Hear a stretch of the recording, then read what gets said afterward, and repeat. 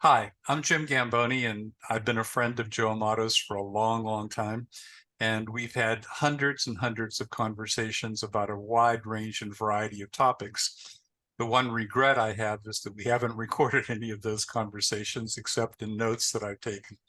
And one of the things we're going to do over the next 5 sessions of these conversations is to talk to Joe a little bit more personally about his life and how he developed his way of thinking, et cetera. But I'm going to pass this now over to Joe. And Joe, why don't you just share with us what you would like to get out of these conversations and why you think it's important to have them?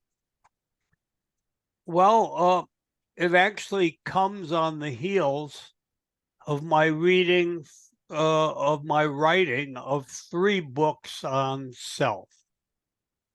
And so I've been inward or narcissistic, if you wish, but I've been inward dwelling for the past 5 years, and I'm somewhat discovering myself in my youth, at least in the first volumes. But I'd like to go on and give you a quote or two from the first volumes to introduce the 3 volumes.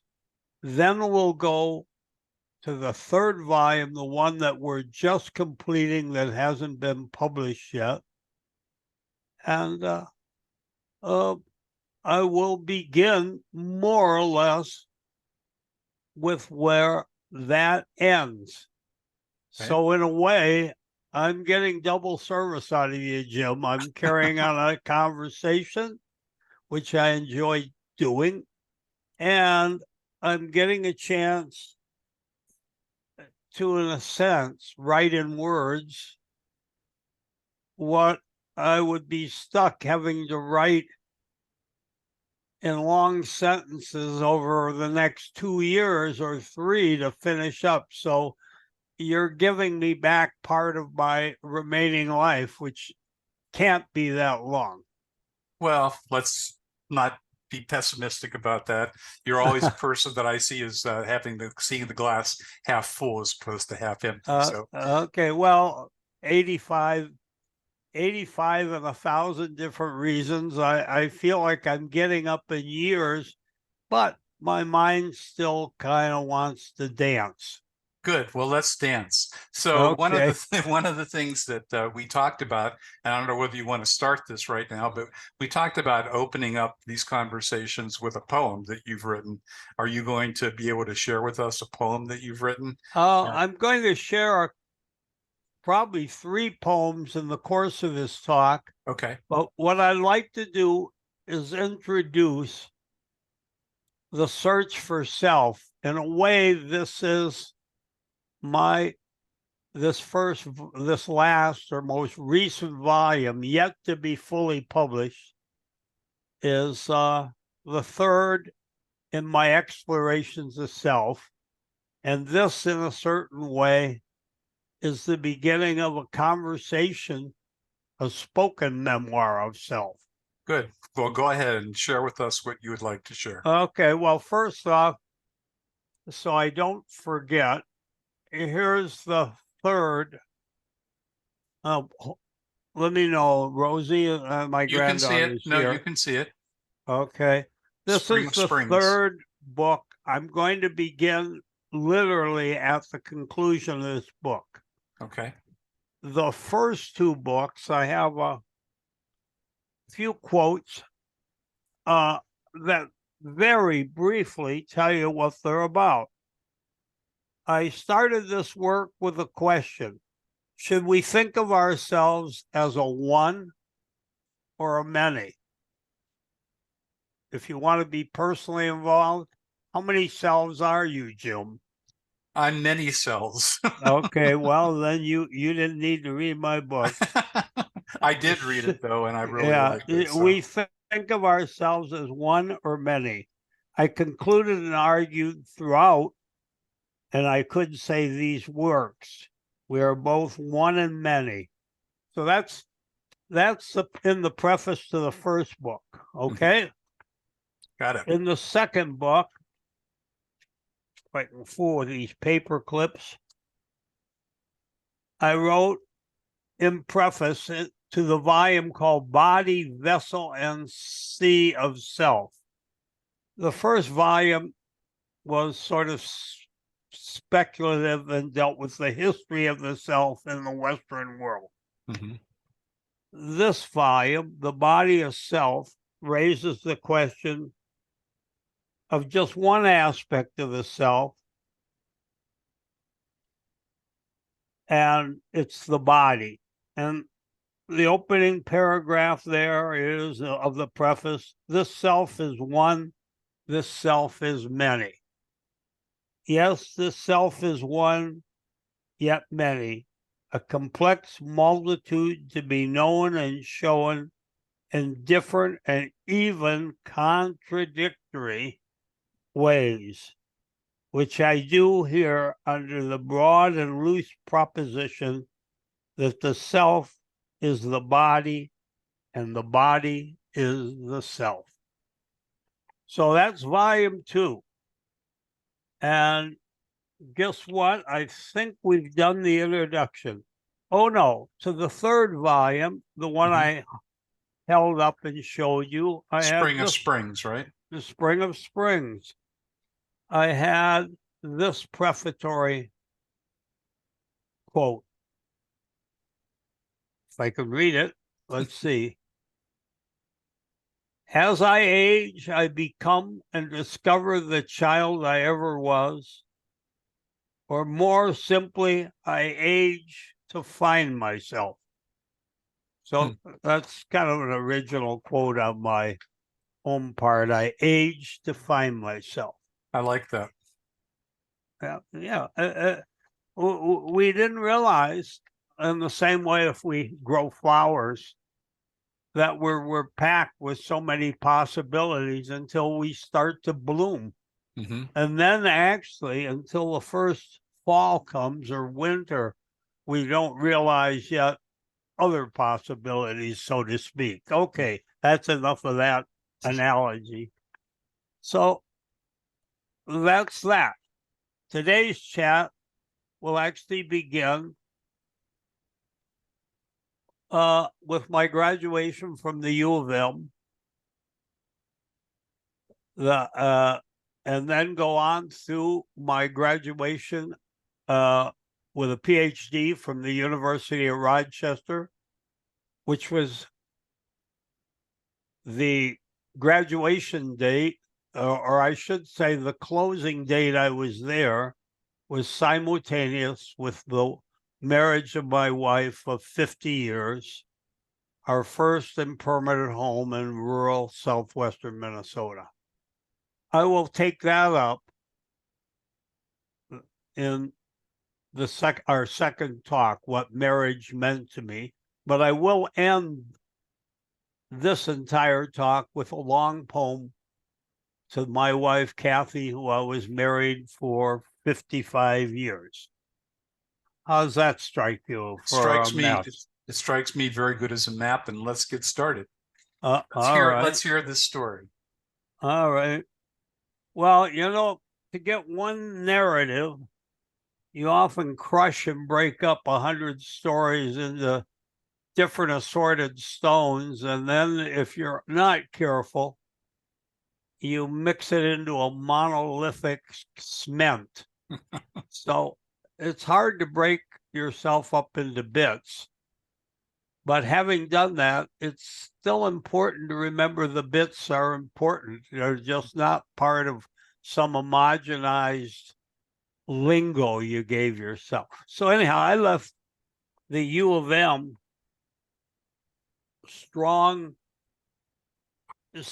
very strong, having just been reconverted to my childhood faith. So I did have the underpinning of faith. I even had a vision of a giant work that would have put Hegel into a small corner on the kind of history of histories, which would point to the entire historical project as being in search of a spring of springs. Mm-hmm. And it was a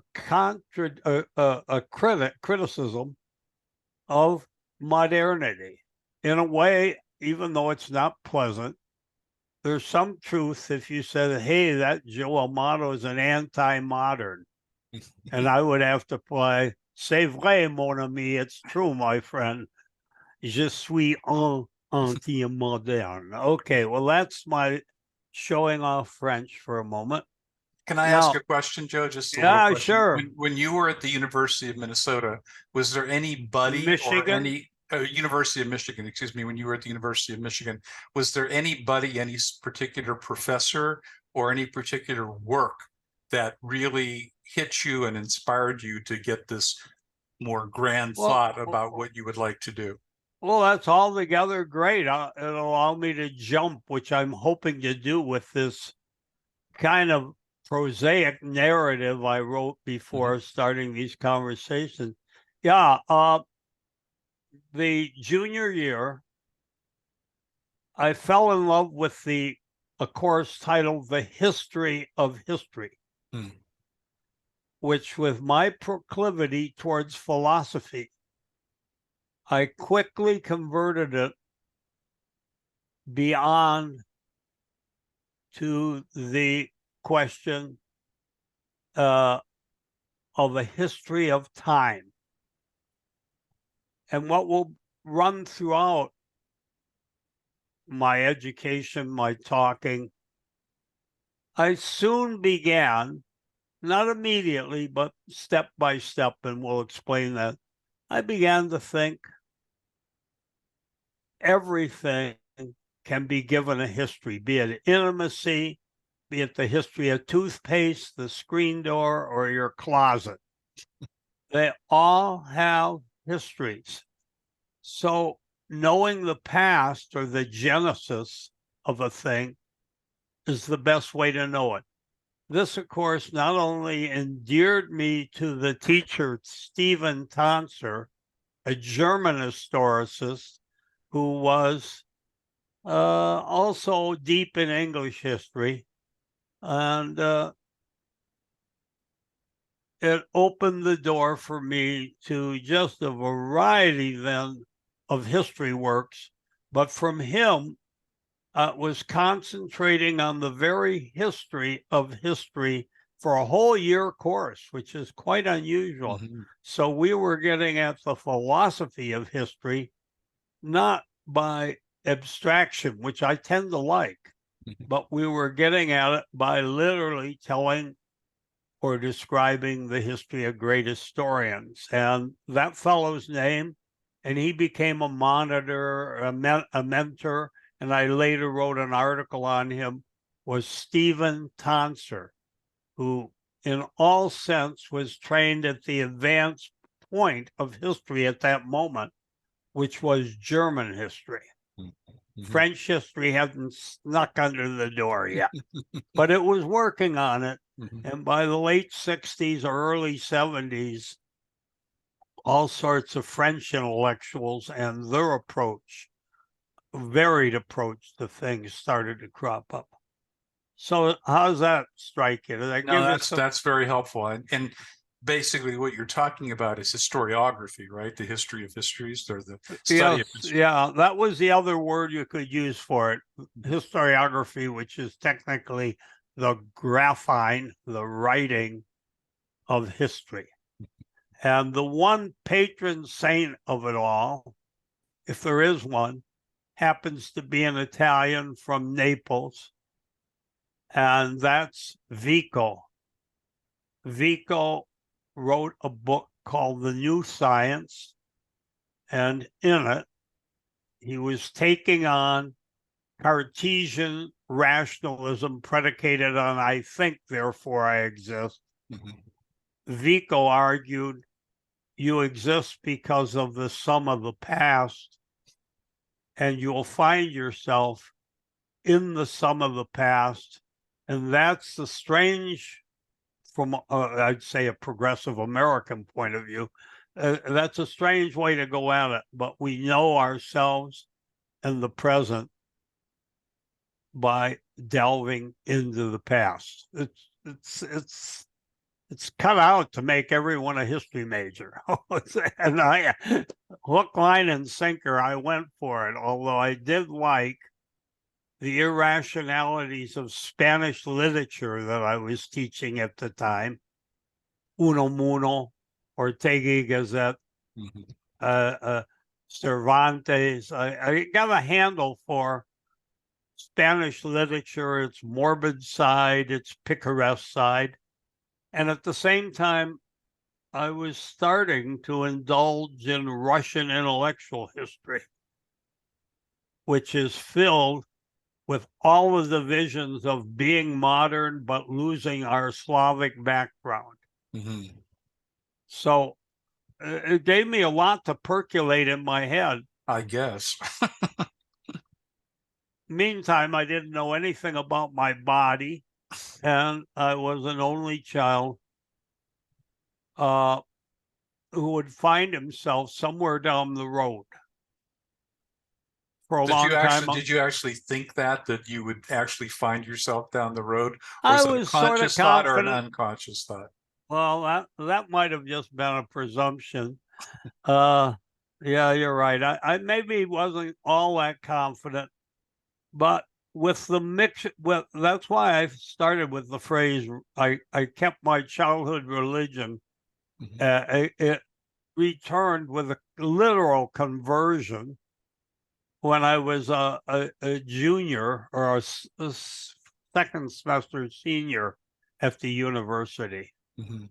And then that started to shape my point of view, which became historical and church historical, not Orthodox Catholic with doctrines of Pope, Mhm. but more early church with theories and concerns with what is the Trinity, what Mhm. are our basic beliefs, and of course, the metaphoric, symbolic, mythic world of the Middle Ages made me, and its cathedrals made me feel more at home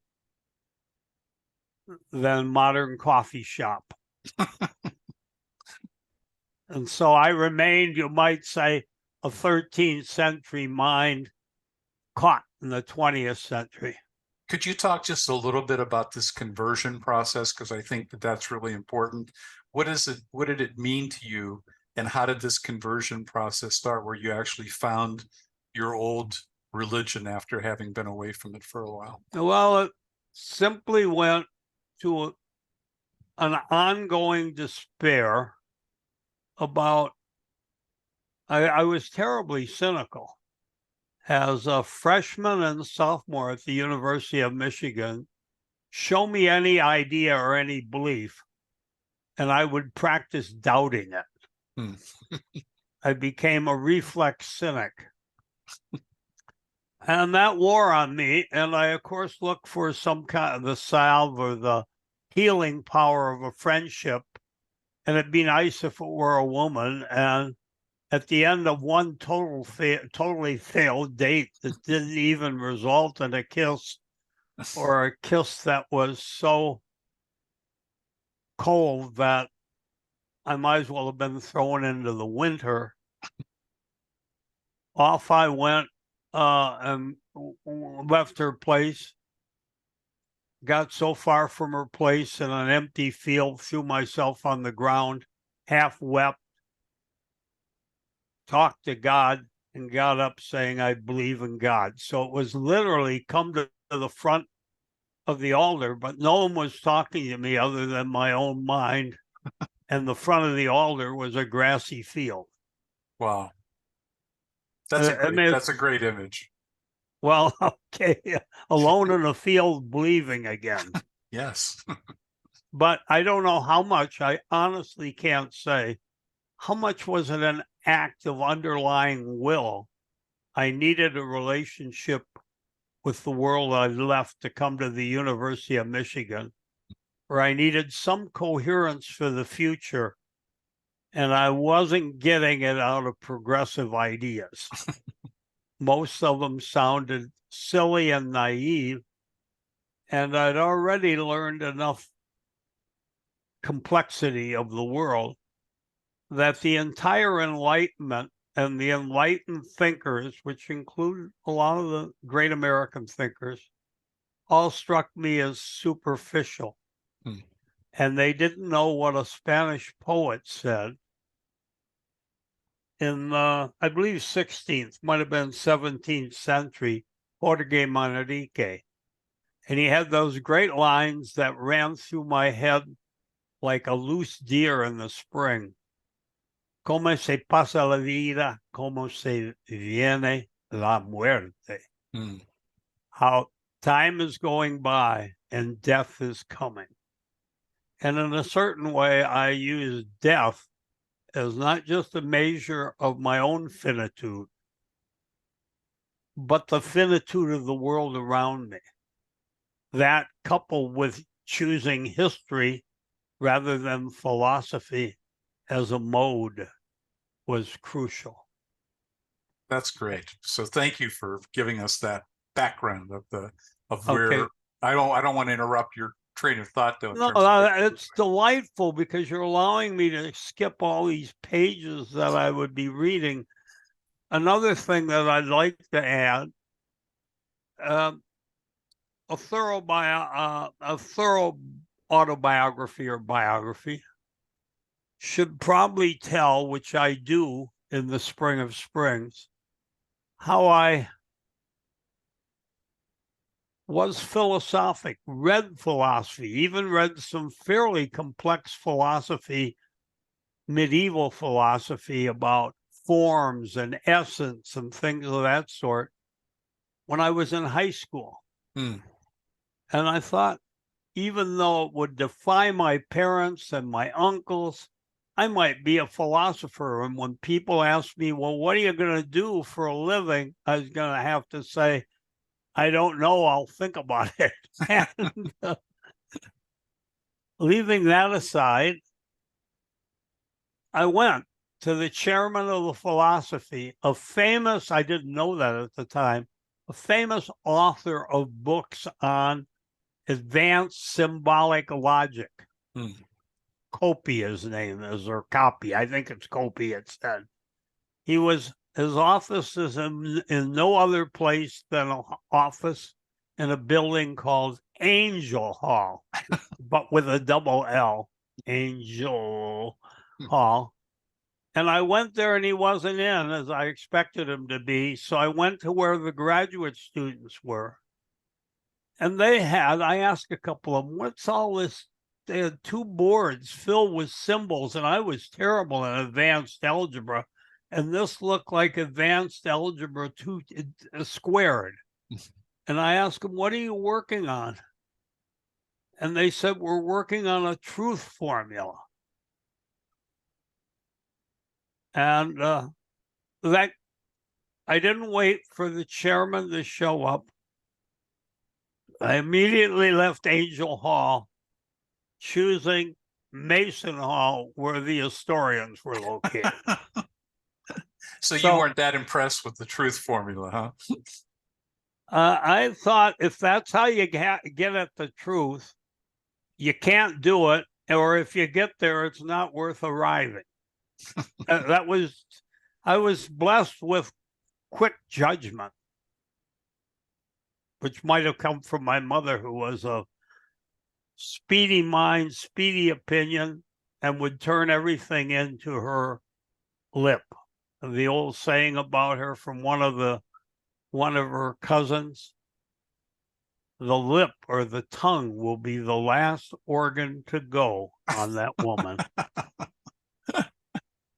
And it was true.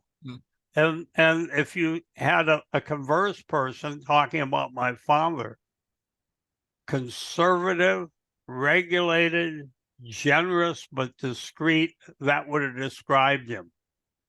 How the two of them ever managed to date for 5 years and get married, I don't know, but they built one of the polarities of twos that built the child up.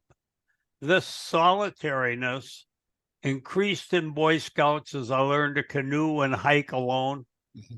And then it was radically deepened on the golf course where I thought I could practice and think and improve my way to the pro tour, and not just the pro tour, but the top of the pro tour.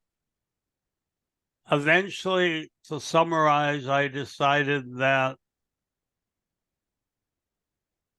erasers were pencils had erasers. Golf shots didn't have erasers. And I decided I can't afford progress at this give and take lesson and then end up like the 30-year-old assistant pros at the country club where I caddied and ran the driving range. I can't end up like them. Mm-hmm. Having to sit and drink and talk with a bunch of, to use a golfer word, a bunch of hacks about their game that didn't amount to a damn thing. So anyhow,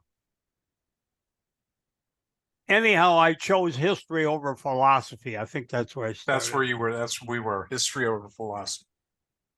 Well, I went out to teach high school at Kimball High School. It was on the outskirts of Detroit. I was teaching world history mainly, but a little bit of first and second year Spanish, Mm-hmm. at which I was shaky to say. That would be a compliment to say I was shaky.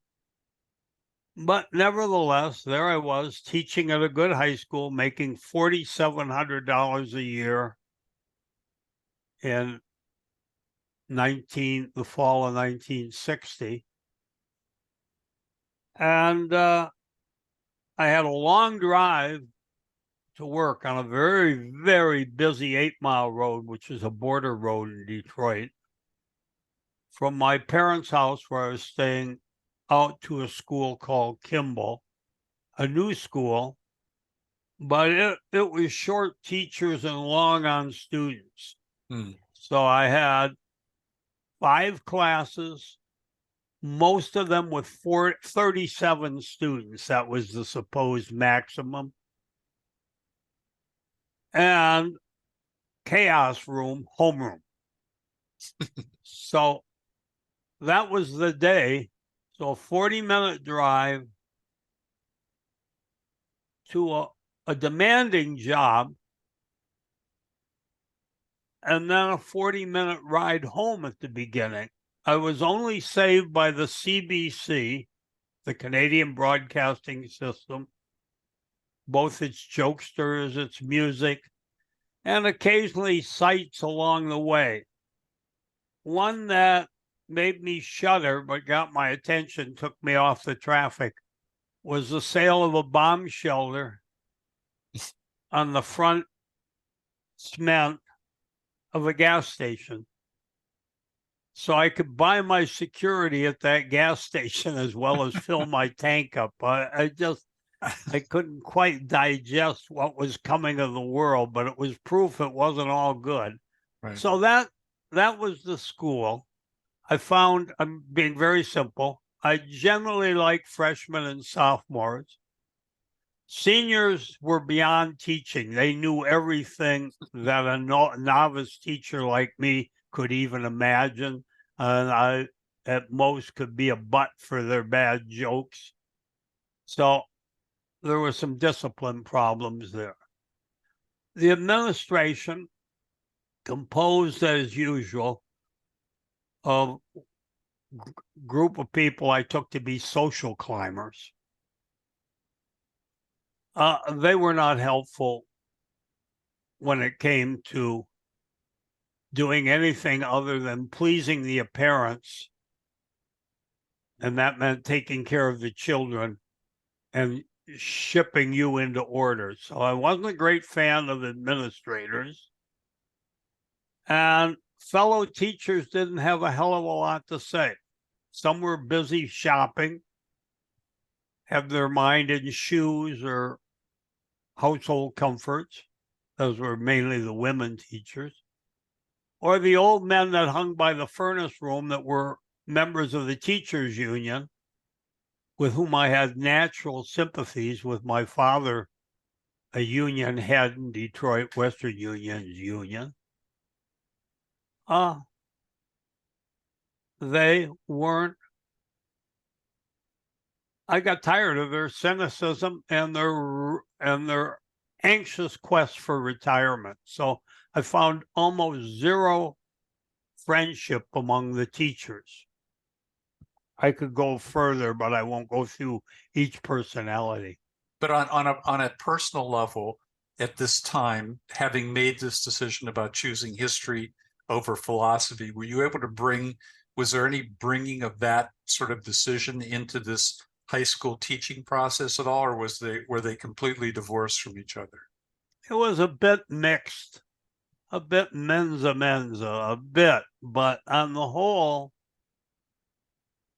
I sounded like a displaced fish or an intellectual out of water. So I had to cut that out. And when I'm teaching Michigan history, it was hard to find a place for Vico in Michigan history. Uh-huh. Yeah, I mean, that makes sense. Yeah, it makes perfect sense. It bounced off shells away. A lot of World War II shells bounced off Germany's new Panzers. So I wasn't enthralled with the students. I did indeed like some. I wasn't enthralled with my fellow teachers. I didn't enjoy the drive. And insofar as you must satisfy your mind and the ideas that roam around in it at a pretty high, at a top level. I no sooner was at high school teaching than sort of felt I achieved this experience. Now let me go on to something that's more engaging. And go ahead. I was probably as quick.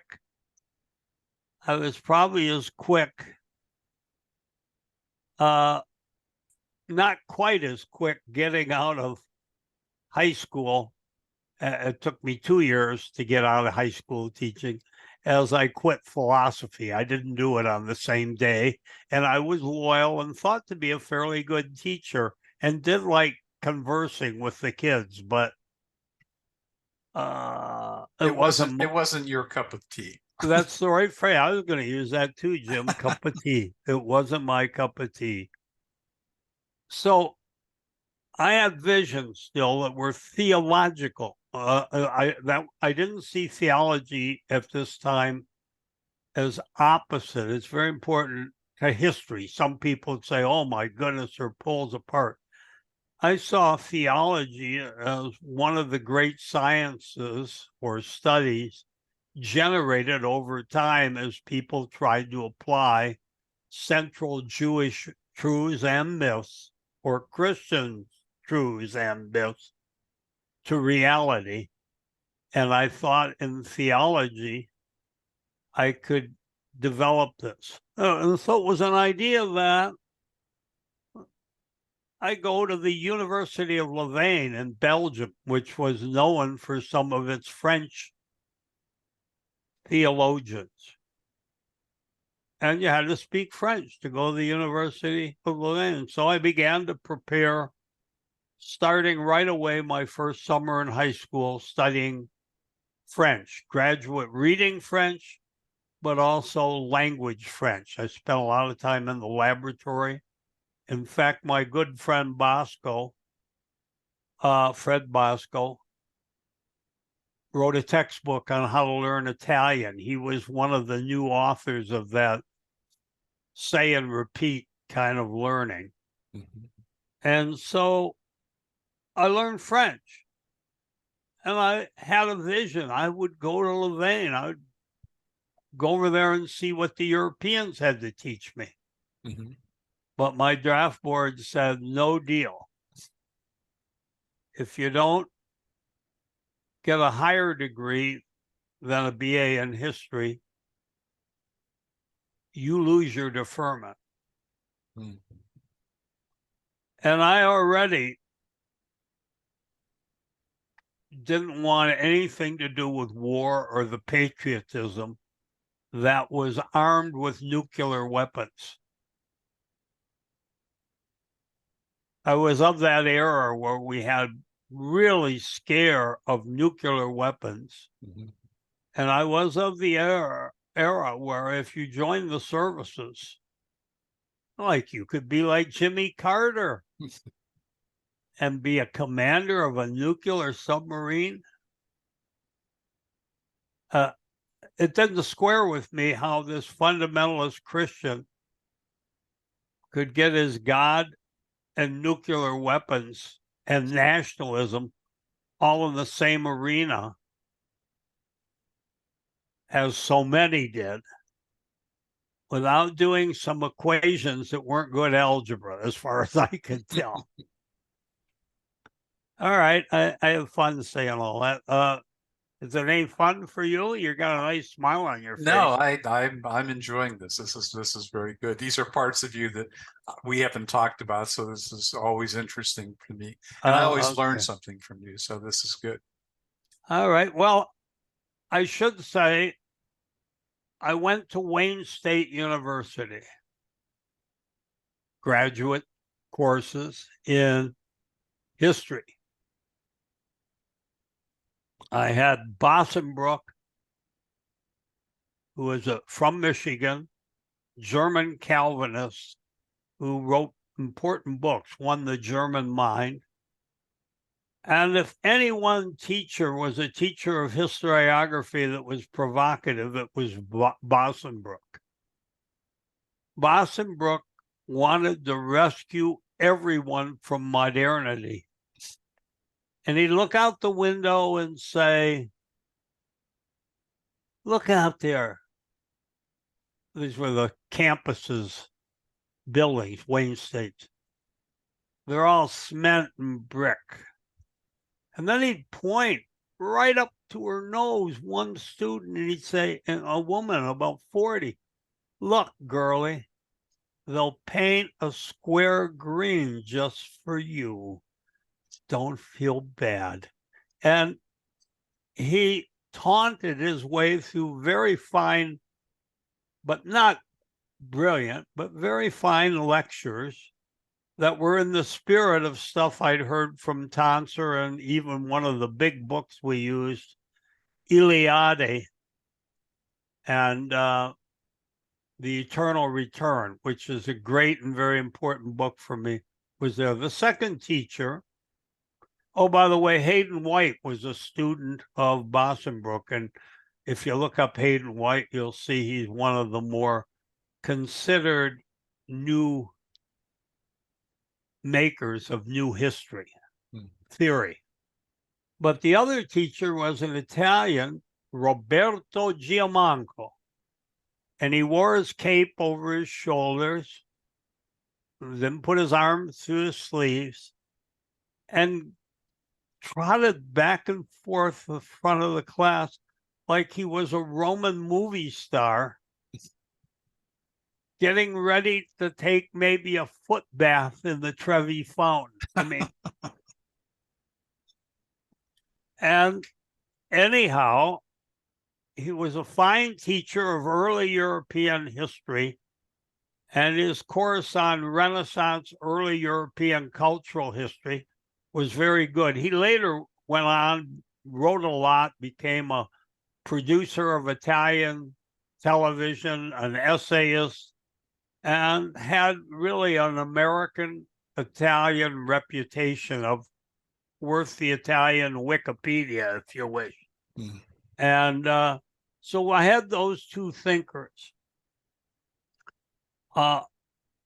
Giamanco reaffirmed my interest in Montaigne, the great 16th century cultural relativist, and Rabelais, the great comic jokester, the one who wrote Gargantua, Pantangruel and Gargantua, and had wars of cake bakers and swearing contests and discussions of the Trinity with fingers. I mean, Rabelais tried every type of correspondence possible, and he was at the front of the century that then produced Cervantes and Shakespeare. the two gems of modern literature, one obviously English, the other Spanish, that are highly rich in personality, theme, mixing in the past.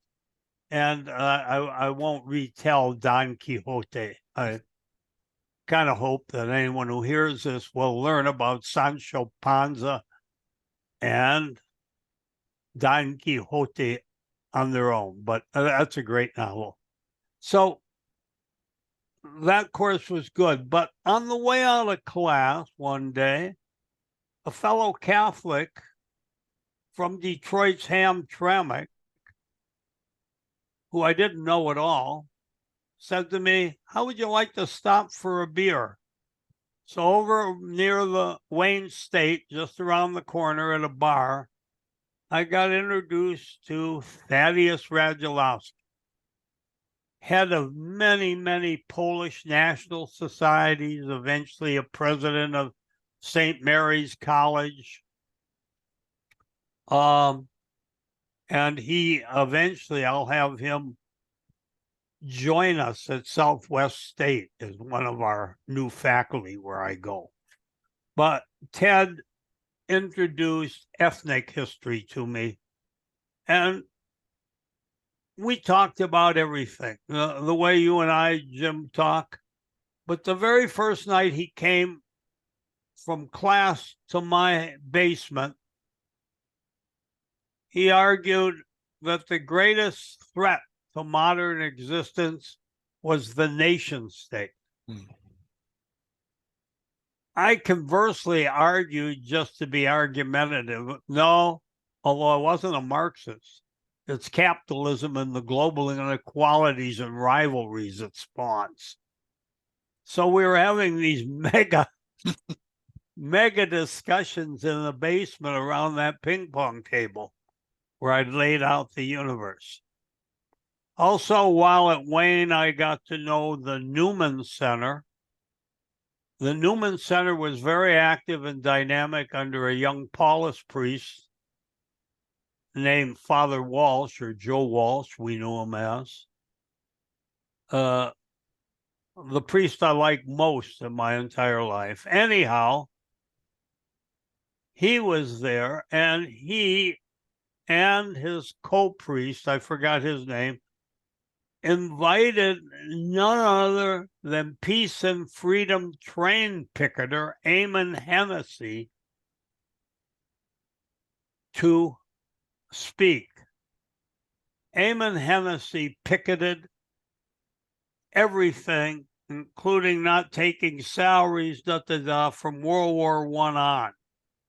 His most recent picketing, he picketed the free Peace and Freedom train wherever it went in America.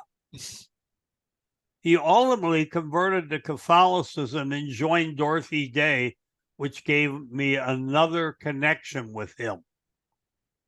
Eamon was actually converted. This is just a peculiar fact, but this is the trouble with my written text. I'd be reading all this to you, but Eamon was converted by a priest, Marion Casey, in Hutchinson, Minnesota. And Dorothy Day, when she came to visit Kathy and I, years later, stayed at our place on her way to visit Father Casey. So life is just a lot of threads that tangle you from one thing to another, and they make different selves for you. Different places make different selves, different relations make different selves, and sometimes wonderful accidents make different selves. So it was a great accident to meet Ted on the way out the door, and he introduced me to some of his older friends, East Detroiter, teacher and historian, Slovak Wayne State student Joe Vidich. And I became good friends too with Joe Vidich. So long before I married Kathy, Slavs were invading my life. And I just want to be careful about looking at our time, because I just know that if these things go real long, then people sort of don't pay attention right. after a certain period of time. So I want us to sort of come to a conclusion about this part of what we were going to talk about today, and also hear some of the poetries before we end this conversation. We'll have many conversations, so whatever we don't pick up here, we can pick up the next time. So Oh, well, that's just great. You cut my talk by about 10 pages, and you'll hear it, but even more shortened and quickened. I like this format we have. It's generously informal. But let me read some poems. good. Thank you.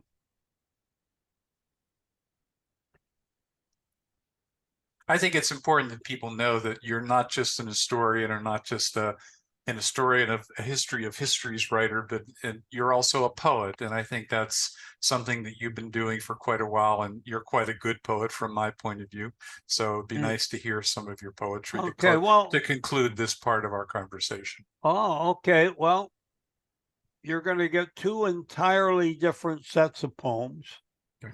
One, and we'll pick this up in the next talk, deals with my conclusion of my master years at the University of Laval in the heart of French Canada, Quebec, where I studied for my master's degree, thanks to my draft board, in history, but it was in French. And it also had an important liner, which was folklore. And in the winter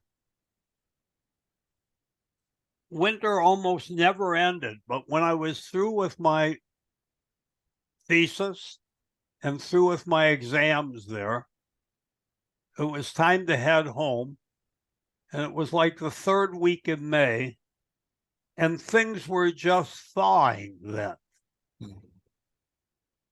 The trucks were still hauling snow and dumping it in the St. Lawrence River. But I was taken by the dripping of icicles from a roof. It was a stone building, 2 stories, metal eaves trough, long icicles that were dripping, and I would say musically.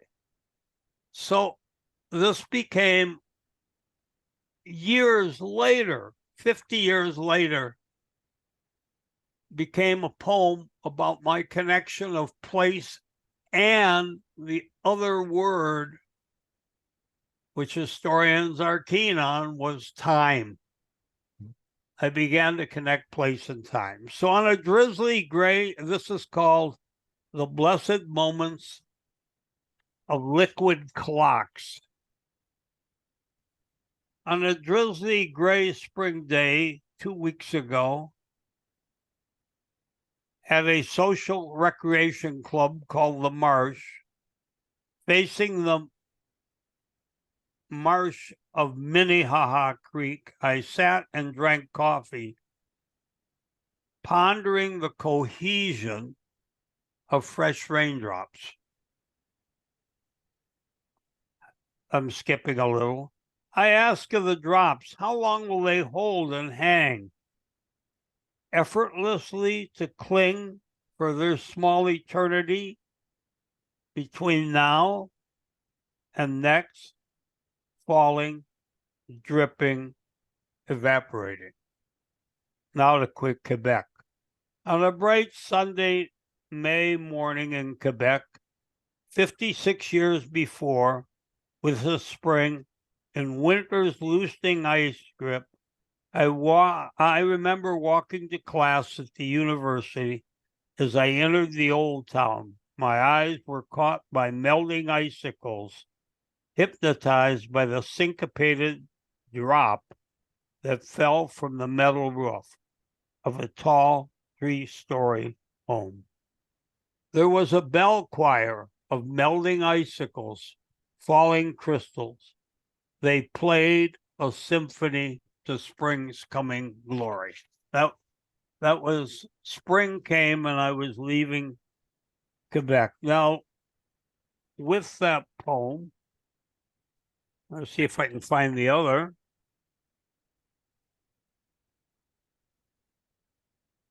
Yeah, always paper.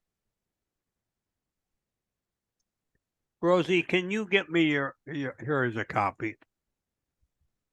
The poem I was going to end it because I thought we were going to we were going to introduce Kathy in the next talk. It looks like Kathy just got put off a talk. Well, she can be introduced in the next talk. We can just continue this and introduce Kathy too. We're not limited by Okay. any kind of, we're not doing a syllabus here. So we'll just. Okay. All right. Thanks for the freedom. Communion for 55 years, it's called. This was at our anniversary prior to her death when she was 60 in 2021. You gave yourself to us, body and soul, for 55 years. In giving yourself to us in daily communion, we became one with you, body and soul. And that is sort of getting at the experience of Kathy and its continuation of time. And on her 80th birthday, I wrote, we rafted and sailed together, body and spirit, husband and wife, mother and father, cousins of these places and times. We sing in each other's hearts and bones as blessings and offerings. We go celebrating and consecrating each other through days and years. So time, love, marriage, long time. So in our next conversation, we'll pick up on where we left off here by going back to your master's and PhD degree, and then we'll come back to Kathy, because in that conversation is where you learn about body, and I think that's going to be an important part of what we talk about, right? I'm not going to talk too much about that. That's an area where I dwell, but I don't let my vocabulary summarize. Just as a basic, without getting into detail, that was part. That's what I meant. So okay, I don't want to get into something. No, we too won't. Personal. No, we won't. We won't do that. So, but thanks a lot for this first conversation, and we'll end it here, and we'll come back in our next conversation, which we have to figure out when we're going to do that. So, yeah, and thanks. We at least completed a review of Spring of Springs, a part of it, and got beyond Spring of Springs. So next time we're off to Canada to get me a master's degree, which I'll do fairly quickly. Okay. I won't tell all the jokes I learned in French Canadian folklore. Okay. And then we'll go on to the furnace of Rochester, University of Rochester, for my PhD in history. And then we'll take you into your job and introduce to right southwestern Minnesota, right? In fact, in August, as I was leaving Rochester, Kathy and I were married. In fact, who will end up my dissertation advisor, written after I left the university, the dissertation that is, will have attended with his wife. And so I end with a completion of PhD work, but not dissertation. And I, an only child, married, and soon the father of 2, then 3, then 4 children. Okay. Fantastic. Okay, well, thanks, Joe, and we'll continue our conversation when we continue it. So, okay, well, I would hope in 2 weeks maybe we'll I hope Rosie will be available then. Well, it's going to depend on when Rosie's available, so we'll work on her schedule. Okay, I want to thank Rosie for chaperoning me through this talk.